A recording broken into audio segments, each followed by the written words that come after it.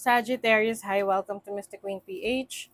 At ito ang part 2 ng reading ninyo for December 2025. Ayan, so this is about your money, career, finances. So this is a general reading. Maari kayong makarelate, maaaring hindi. Just take what resonates. Part 2, money, career, finances ngayong December 2025 para sa mga Sagittarius.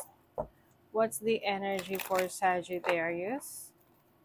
Money, career, finances, December 2025. Overall energy, the Hanged Man. Meron kang ititigil or iiwasan or pag-iisipan, pagdidesisyonan. Either sa trabaho mo to, na kung magsistay ka ba sa work na yan, or yung business mo, itutuloy mo ba, yung idea mo, gagawa ka ba ng action. Your challenge is the Seven of Swords, opportunity, Eight of Cups, and the blessing is Three of Swords. Nako, okay. Sagittarius, medyo crucial ang December sa inyo pagdating sa finances, career, business.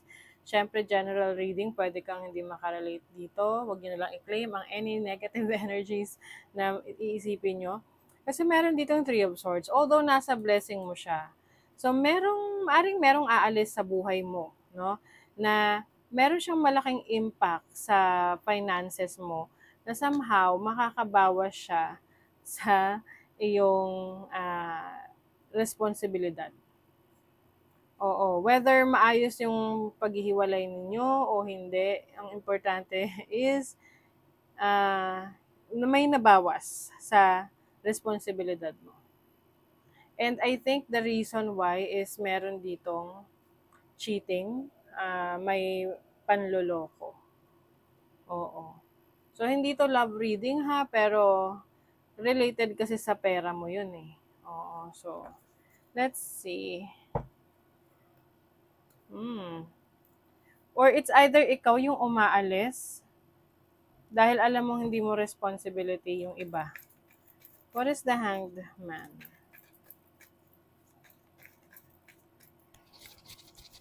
What is the Hanged Man?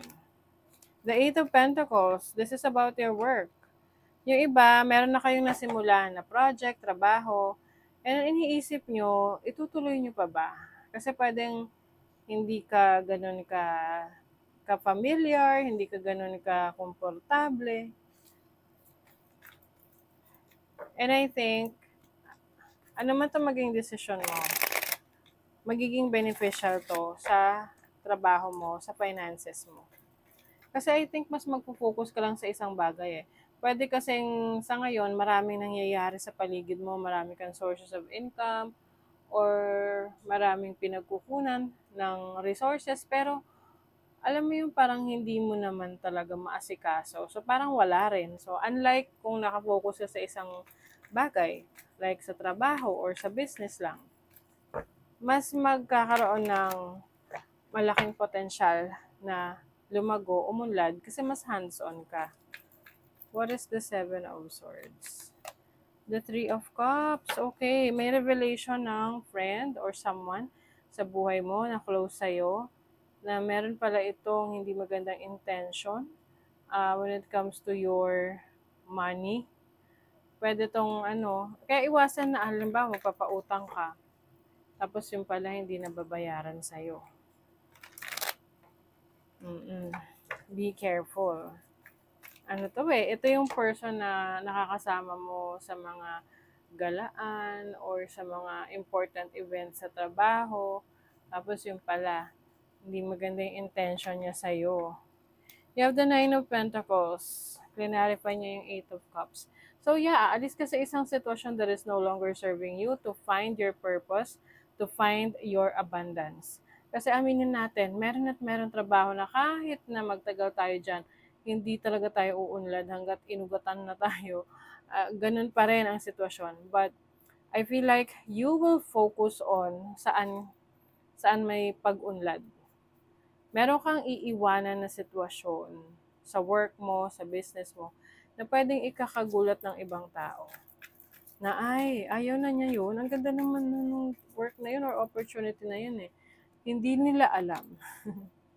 You have the Six of Cups. Clarify yung Three of Swords. Merong magbabalik na oportunidad sa trabaho. Oo, kaya lang, ano, hindi mo na ito mabigyan ng chance kasi busy ka na. Yung bang parang feeling mo marami ka nang ginagawa. And medyo nakakalungkot kasi pwedeng bata ka pa lang gusto mo na yan eh.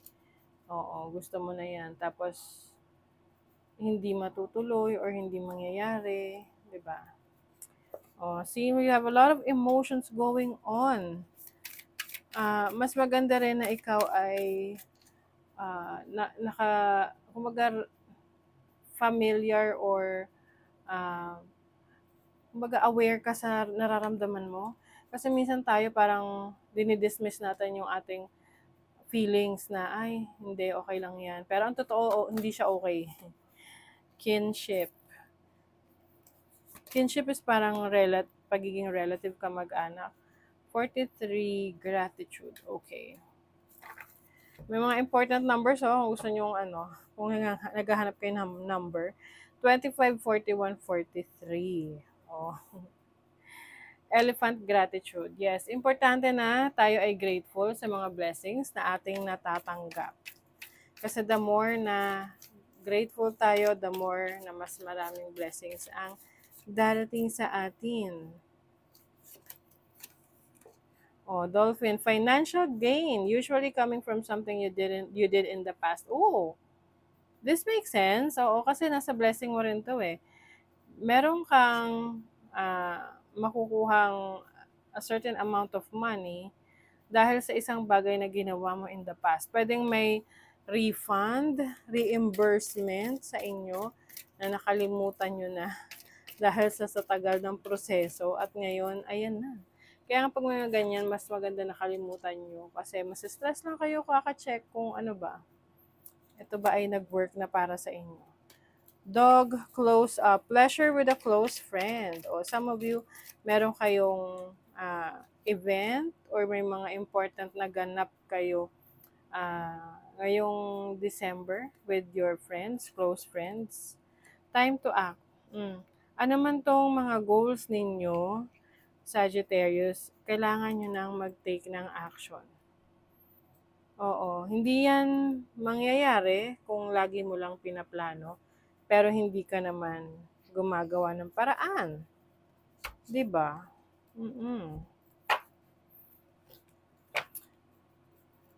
Time to act. Napaka-importante yung action ninyo. Oh, 'di ba?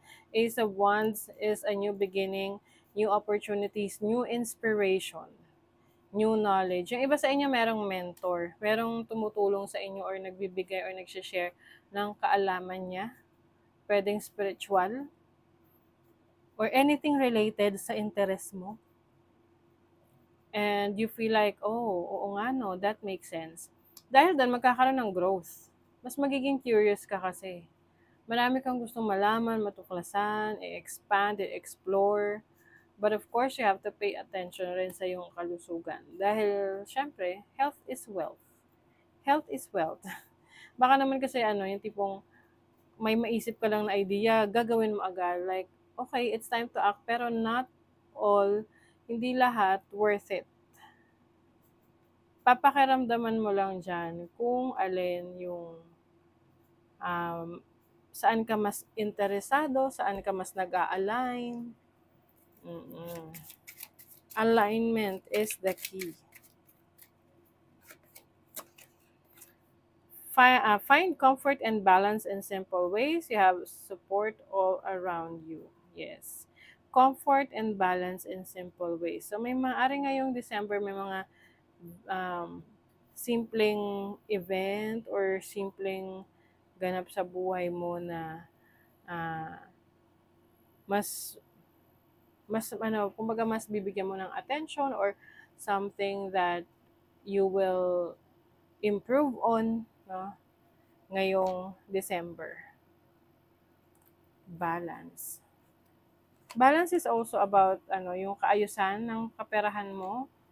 nakakapagbayad ka ng bills at yung pumapasok na pera is more than enough doon sa pangangailangan mo. So, ibig sabihin nun, maayos ang takbo ng yung flow ng kaperahan. The wisdom and messages of the divine are within you. Yes, you are divinely guided. Ano man yung mga path pa na gusto mong tahakin, maipapakita sa'yo yan eh. Dahil hindi yan tipong ibablock ka. Lalo na kung open ka for your destiny, open ka sa mga gusto mong maabot, ipapakita sa'yo na, oh, you are on the right path. Nasa tamang landas ka. Okay, so that is your reading, Sagittarius. Thank you so much. See you again.